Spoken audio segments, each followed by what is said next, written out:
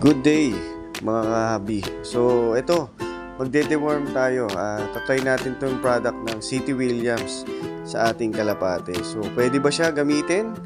So panoorin nyo itong video na to. Okay, so yan, kukuha tayo ng isang capsule para yan, pakita natin sa video kung ano yung itsura ng City Williams.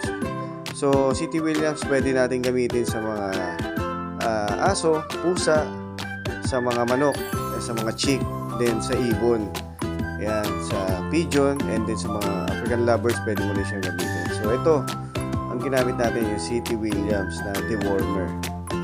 Yan. So, paano ba natin gagawin yan? So, kumuha tayo ng 500 ml na lagayan na tubig, okay? So, ngayon, yung capsule, hatiin natin yan. Yan, meron sa gitna yan na para mabuksan mo, open mo lang. Yan, napakadali niya gamitin. Sige, ikot-ikot yan. Yan, na-open na natin. So, ilagay na natin sa 500 ml na tubig. Okay, so ang itsura niyan, pag nakita mo yan, mukhang lumot. Yan, ganyan itsura niya. Yan. So, yan ang itsura. Green na green.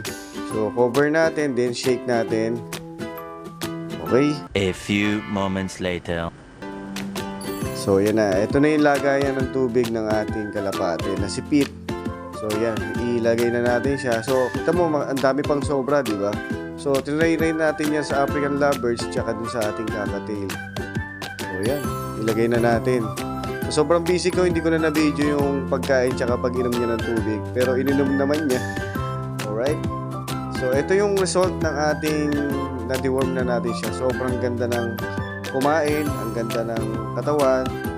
Then, sa balahibo, makikita mo isang alaga mo, kung mapamanok man yan, aso or pusa, makikita mo sa balahibo yan yung condition nila, yung paano tumayo, tapos syempre yung paano sila tumuka every time na magpapatuka ka. So ito yung condition ng ating ibon. Okay, maraming salamat guys.